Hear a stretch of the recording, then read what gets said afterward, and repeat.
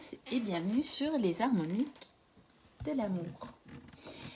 Alors je suis ravie de vous retrouver pour la troisième partie de mes combos de jeux faits par les mêmes créateurs, les mêmes illustrateurs aussi, et qui sont donc des jeux totalement assortis. Alors on va commencer directement avec le Téléma Tarot et le Téléma Lenormand qui ont tous deux été faits par Renata Lechner et qui sont totalement assortis. Vous allez le voir. Voilà, donc voilà le tarot, voilà le Lenormand. Hop.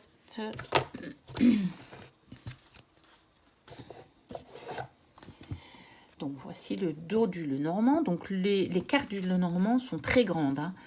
C'est un format oracle. D'ailleurs, voilà, le tarot est de plus petit format que le petit Lenormand.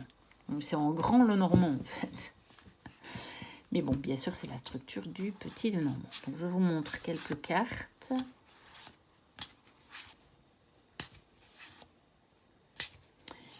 De ce petit Lenormand que je trouve magnifique et qui est idéal pour assortir évidemment au tarot. Ça c'est clairement évident. Alors voici le dos du tarot.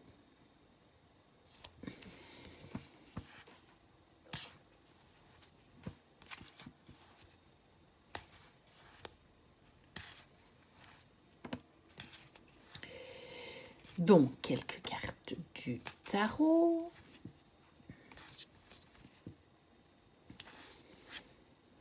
Et puis, on va voir ce que ça donne côte à côte.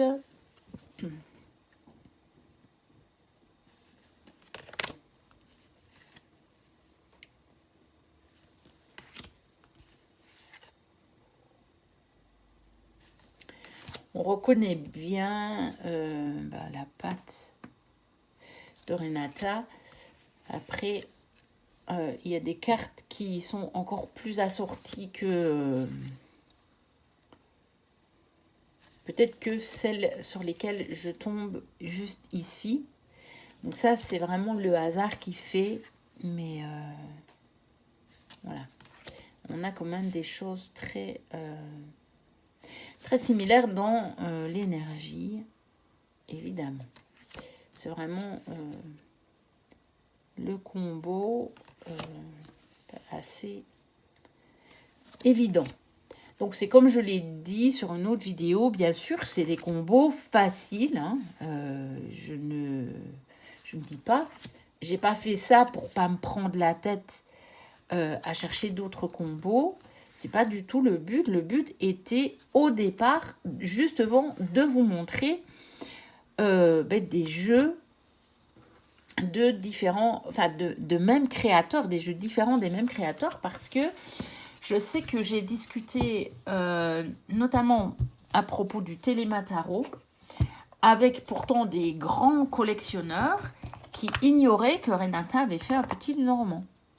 Donc, c'était un petit peu dans ce but-là aussi de me dire, tiens, il y a peut-être des personnes qui ne savent pas que tel auteur a fait à la fois un tarot et à la fois un oracle, que ce soit un petit Lenormand ou un autre oracle. Alors, pour continuer, de jeu de Arthur Rackham. Donc là, on parle bien de l'illustrateur. Le tarot, je ne sais pas qui l'a mis en forme parce que c'est un Los Scarabeo et que parfois c'est pas du tout indiqué. Je ne sais pas si je peux le trouver. Instruction, bye. C'est Lunaya Weatherstone. Et donc là, c'est pas le même créateur parce qu'ici, c'est Jamie Elford qui a fait les textes. Et qui a fait aussi la conception, on va dire, du jeu. Mais bien sûr, ils ont repris des peintures, des illustrations de Arthur Rackham. Et là, pour le coup, on est vraiment assorti. Voici le dos de l'oracle. Donc, que je vous ai montré dans mes jeux dernièrement, un petit peu de saison, parce que, oui, ils sont de saison. Ils sont assez bien de cette saison sombre, automne-hiver. Ici, les cartes du tarot. On a évidemment totalement le même style. Je n'ai même jamais regardé, mais si ça se trouve, on retrouve des illustrations semblables dans l'oracle et dans le tarot. Je ne sais pas qui... c'est pas les mêmes personnes qui ont fait la sélection, donc... il est tout à fait possible que ça le soit. Et là, pour le coup, on a vraiment... Mais là, sur toutes les cartes... Parce qu'il a vraiment un style très homogène, je trouve, Arthur Rackham. Et donc là, sur toutes les cartes, on tombe vraiment sur le combo plus qu'assorti, quoi. Presque, on se retrouve avec le même jeu, si ce n'est le format, enfin le même jeu. Après, elles ne sont pas toutes les mêmes, hein, les illustrations. Mais c'est totalement cohérent. Ça, là, il n'y a vraiment pas de... Pas où on peut se dire, ah oui, mais là, c'est quand même pas tout à fait assorti, c'est un peu différent. Là, pour le coup, on est dans des choses totalement similaires. Donc voilà, pour les jeux d'Arthur Rackham. Ah, et je ne vous ai pas montré le dos du tarot, qui est très joli, je trouve. Moi, j'aime bien. En tout cas. Mais, bien entendu, c'est une question de goût. Et voilà. Et les goûts et les couleurs, ça ne se discute pas. On ne sait pas toujours pourquoi on rentre en résonance avec telle chose, alors que d'autres n'y rentrent pas du tout. Et ça ne se justifie pas, c'est tout, c'est comme ça. Alors, nous allons passer à Mira et Samuel Diane Gutenberg. Ou Gutenberg, peut-être, disons, en France. Je ne sais pas. En Belgique, on aurait plutôt tendance à dire Gutenberg. Donc, le tarot de l'ange Liberté, et j'ai choisi Infinitude. J'en ai d'autres. J'ai aussi, bien sûr, le voyage de Rita Von. Alors là, pour le coup, on a un tarot avec seulement les 22 arcanes majeurs. En fait, 23, puisqu'il y a 2 mondes, je crois. Si je ne me trompe pas, on va regarder ça ensemble. Et pour le coup, les cartes de l'oracle sont plus petites. Et là, vous allez voir qu'on est aussi dans un... C'est totalement assorti parce que Mira, on reconnaît vraiment bien son style et que, voilà, c'est totalement toujours cohérent. Voici le dos du tarot de l'ange Liberté, qui a été créé sur base d'un poème de Victor Hugo. Voici le dos de Infinitude. Là, pour le coup, les dos ne sont pas du tout semblables, si ce n'est ce ton de bleu. Donc, vous voyez, les cartes du tarot sont immenses. On profite vraiment bien, du coup, de l'illustration. Voilà, vous voyez, alors que ici on est déjà sur une taille plus grande qu'un tarot normal. C'est un oracle, hein. Donc je vous montre les cartes du tarot de l'ange Liberté, qui sont tellement grandes que je dois faire gaffe pour rester dans le cadre. Sinon je sors du cadre. Je pourrais même pas vous les mettre très très près parce que on ne les verrait pas.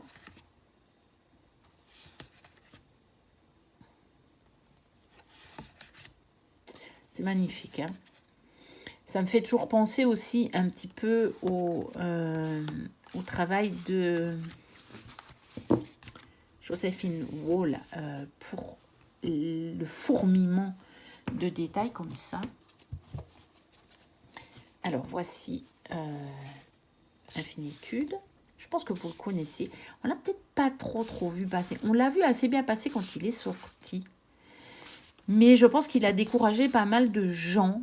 Parce que c'est vraiment un jeu qui se travaille avec le livre. Moi, j'ai pas encore eu le temps de le travailler à fond. Je vous le cache pas. Mais je ne m'en défais pas parce que je sais qu'un jour, je me plongerai dedans. C'est trop le jeu qui me correspond. Et en attendant, c'est le genre de jeu, tout comme ceux de Tony Carmine et Salerno, qui peut me faire du bien quand j'ai besoin de me reconnecter vraiment à quelque chose de très beau et d'apaisant. Et on ressent l'énergie aussi à travers les cartes. Et donc, quand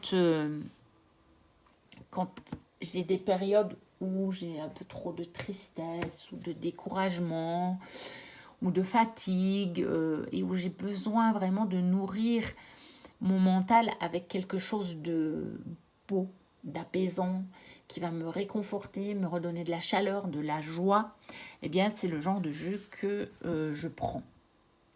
Et donc on fait un petit peu de combo, évidemment, pas sans priver.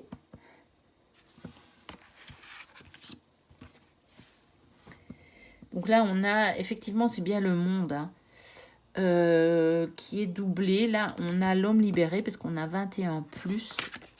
Et je ne sais pas si je peux retrouver l'autre 21. Je vais voir. Allez. Il n'y a pas beaucoup de cartes. Ça devrait être assez rapide. Ah ben non, elle l'a appelé 22. Ah non, on a l'homme enchaîné. Ah oui, parce qu'il n'y a pas le 20, il n'y a pas de carte 0, je pense. Donc il y a le fou, c'est l'ange liberté. Et puis on a l'homme enchaîné et l'homme libéré. Pour le monde.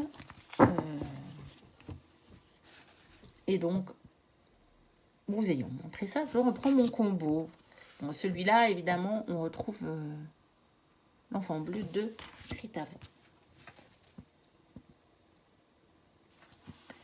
Ouais, c'est évidemment, c'est Mira. C'est Mira, on reconnaît sa patte. C'est un fourmillement de couleurs, de détails. C'est tellement beau. Voilà quoi. C'est magnifique. Mais j'aurais pu choisir Féminitude. Ou est-ce que j'en ai encore un autre de Mira? Je sais que j'ai l'oracle égyptien, je crois. C'est comme ça qu'il s'appelle. J'aime beaucoup le travail de Mira. Je sais qu'il y a celui dont je vous parle, je crois que c'est l'oracle égyptien. Je ne l'ai même pas pris dans le but de tirer les cartes avec, je crois. Je l'ai pris seulement pour contempler le travail de Mira. Ça ne veut pas dire que je m'en servirai pas pour tirer les cartes, mais je n'ai encore jamais fait. Tandis qu'ici, bien, je veux dire, celui-ci, je l'ai quand même acheté dans le but de faire vraiment le travail avec le livre, qui est un travail totalement spirituel et très, très, très perché et très complet. Et je sais qu'il en a découragé plusieurs. Ils ont dit, oh, j'arriverai jamais à me servir de tout ça. Mais en fait, moi, je trouve que c'est assez simple parce qu'on peut aussi dire qu'on ne prend qu'une étape. Et puis, on peut faire une autre étape lors d'un autre tirage. Ou, enfin, moi, ça ne me dérange pas d'avoir toutes les infos. Je prends le temps de regarder. Généralement, je fais des liens assez rapidement. Et donc, j'ai pas trop de soucis pour me servir de l'entièreté du du livre. Alors, je redégage parce que sinon, ça va vous cacher la vue. Alors, on continue avec les jeux de Megan Wireweden. Donc, l'Animal Mundi Tarot et le Nocturna Oracle. Bon, j'ai totalement abîmé ma boîte de celui-ci. Pas les cartes, heureusement. Elle est tombée et la boîte est totalement explosée. Voilà. Alors, celui-ci, il est bien assorti et on a vraiment ombre et lumière. On a vraiment nuit et jour. Et donc, ça peut être assez intéressant de faire le combo. Alors, voici le dos de l'oracle. Je pense que je vous l'avais montré, en fait, quand j'ai fait la présentation de l'oracle. Et aussi du tarot, parce que je les ai achetés, en fait, quasiment en même temps. À très peu de temps d'intervalle.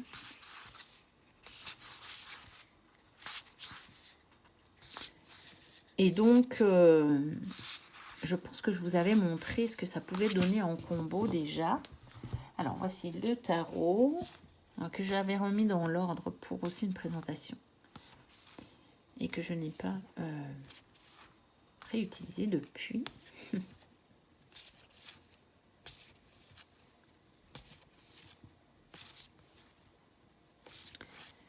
Voilà, voici le dos du tarot. Et on va voir ce que ça donne en combo. On retrouve bien évidemment son trait. Hein. On retrouve bien son trait, mais vous voyez, vous avez blanc et noir. Bon, par exemple, si je reprends ici, voilà, clairement, hein, on retrouve son coup de crayon ou de pinceau, c'est comme vous voulez. Bah, voilà, on tombe sur 2 fleurs, c'est bien. Et on a vraiment jour et nuit. Donc ça, c'est assez intéressant pour certains tirages, je trouve. Ça peut être vraiment pas mal. Par exemple, on pourrait très bien faire côté lumière, côté ombre, et se servir du tarot d'une part, de l'oracle d'autre part. Il y a moyen d'inventer des tirages qui peuvent être très intéressants, je trouve, avec ces 2 jeux. Mais évidemment, comme pour plein d'autres choses, je n'en ai pas encore eu le temps. Je ne sais pas quand j'en aurai le temps. Est-ce que ça va durer jusqu'à ma retraite? Je n'en sais rien. Je ne sais pas. Mais clairement, pour le moment, j'ai tellement d'occupations avec ma vie quotidienne, avec le côté professionnel dans lequel je m'investis beaucoup, mais c'est un choix et totalement assumé. Hein. Mais bon, voilà, clairement, je consacre plus de temps pour le moment à collectionner que à me servir des jeux. Et en même temps, je me dis, ça a certainement sa raison d'être aussi. Alors, combo avec les jeux de Iéna, les mass market. Parce que de toute façon, pour le moment, je n'ai que cela. Je n'ai pas acheté tous ces jeux. Je ne suis pas nécessairement attirée par tous ces jeux. J'ai bien aimé son concept de ces jeux-là, de cette collection-là, de ces potes, comme elle les appelait. Des petits jeux basiques, pratiques, clairs, qui vont droit au but. Je suis pas... bon, après, moi, je suis pas très pop culture, en fait. Et donc, eh bien, ces autres jeux, je ne suis pas désolée de ne pas les avoir, alors que vous avez des personnes qui sont, enfin, qui donneraient tout pour avoir le Soul Shadow Tarot. Moi, pas du tout. Mais c'est pas une question que ça n'a pas de valeur, hein, parce que moi je donnerais tout pour avoir certains autres jeux qui par contre me parlent beaucoup. C'est juste que moi je suis vraiment pas très pop culture. Et donc bah, ça me parlera même pas. Il y a des références que j'ai pas, donc ça me parlera pas. Mais ceux-là, ils sont sur des symboles beaucoup plus traditionnels. Et donc bah, ils me parlent. Et puis ben voilà. Donc il y a évidemment le tarot de Django. Alors ici, tout est assorti, les dos, enfin tout est dans le même style. Et donc, on a un symbole par carte.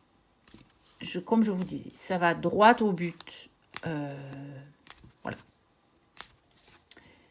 Ça, c'est le genre de jeu qui... voilà. C'est pas un jeu prise de tête, c'est le jeu... Voilà. J'ai mon tarot. J'ai un oracle pour compléter. Et là, en fait, je vous en ai sorti plusieurs parce que pour compléter, par exemple, un tirage un peu plus divinatoire ou guidance, mais guidance un peu divinatoire, on a l'oracle de Lucie qui va très bien. Donc les dos, évidemment, sont voilà, dans le même style. Où on a cet oracle avec vraiment... c'est un oracle général, quoi, qui couvre un peu tous les thèmes et qui fait divinatoire guidance. On a... ouais, qu'est-ce que je fais? Voilà, je vous ferai peut-être pas vraiment le combo parce que ça va être compliqué. Si on veut faire un tirage sentimental, on peut le mêler avec l'oracle Les Amours de Marlowe, donc dont le dos est comme ceci, et où on a des cartes qui sont un peu plus avisées sur les relations sentimentales. Et si on veut se faire un tirage qui est vraiment plus totalement axé guidance, vraiment guidance, développement spirituel personnel, on peut le combiner avec le coaching de Charlie, qui a eu moins de succès. C'est un de ceux qui ont moins de succès. Et moi, je l'aime bien. C'est un de mes préférés, en fait. Parce que un oracle à visée sentimentale, j'en ai d'autres. Des oracles plus un peu divination générale, j'en ai d'autres aussi qui peuvent tout à fait le remplacer. Mais ce jeu, avec les 3 catégories de cartes, dans lesquelles on peut faire des tirages où on va chercher dans les 3 catégories, qui parle de cette façon-là. Voici le dos. Eh bien, je n'en ai pas d'autres. Donc, pour moi, le concept est totalement original. Et vous voyez qu'ici, j'avais tout mélangé parce que parfois, je me sers de l'entièreté du jeu aussi. Mais on a réellement quelque chose de tout à fait original avec la structure de cet oracle. Et c'est pour ça que c'est un de mes préférés parce que il m'apporte quelque chose que je n'avais pas encore dans ma cartothèque. Très honnêtement, c'est pour cette raison-là que je l'apprécie beaucoup. Et donc, allez, on se fait quand même un petit combo comme ça, avec celui-ci. Alors, évidemment, il va aller très bien avec cette partie-ci de cartes, puisqu'on a aussi le fond blanc. Donc là, on a vraiment quelque chose de terriblement assorti. Donc là, évidemment, un peu moins. Parce que là, pour le coup, elle avait choisi vraiment le fond blanc comme sur le tarot. Voilà, encore une ici. Et puis, on va le mêler avec Lucie. Bon, je vais faire gaffe de ne pas mélanger mes jeux. Ce sera plus facile pour les ranger. Évidemment, je peux les retrouver avec les dos et tout. Hein. Pas de souci. Mais donc là, il y a de nouveau des fonds qui sont colorés, comme dans Marlowe. Alors celui-là, il se combine très bien avec Marlowe, par contre. Mais là, dans ce tag, je voulais vous montrer tarot et oracle. Éventuellement petit Lenormand, bien sûr, mais oracle. De toute façon, petit Lenormand est un oracle. Donc voilà pour les combos. Donc ici, ça me prend un peu plus de temps de remettre tout en place, mais je vais quand même le faire. Et j'en ai un dernier combo pour cette vidéo. Ouais, ça ira. Au niveau du temps. Alors lui, c'est Charlie.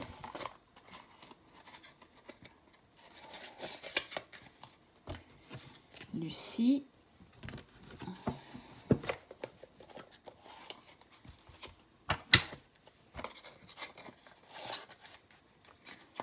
Et Marlot. Et donc, bah, deux Iéna, là, en mass market, je les ai tous. J'ai pris la collection complète, en fait.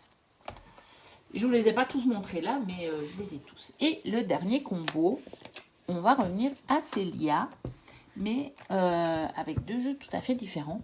C'est le Lily White Tarot avec les messages de ton âme. Je trouve que ils sont également vraiment bien assortis dans la patte de Célia. On trouve quand même bien...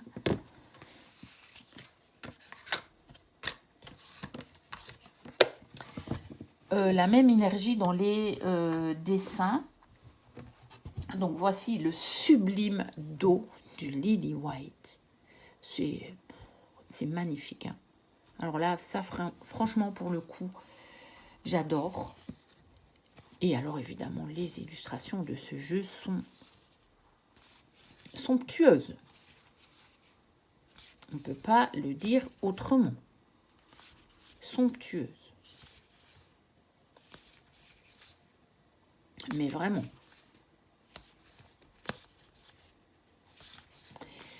Alors, quelques cartes de message de ton âme. Et puis, on se fera le petit combo. Alors, le fond est un peu moins blanc. Mais je trouvais que c'était celui qui était le plus assorti au Lily White. Ah, je ne les ai pas tous, hein, les messages. Pour le moment, j'en ai que deux d'ailleurs. J'ai message de ton âme et message de ton cœur. Je n'ai pas encore message de ton corps et message de l'univers, mais je les prendrai. Ils me plaisent bien aussi. J'aimerais bien avoir la collection complète. Mais vous voyez ici, le combo est vraiment très beau. Pour le coup.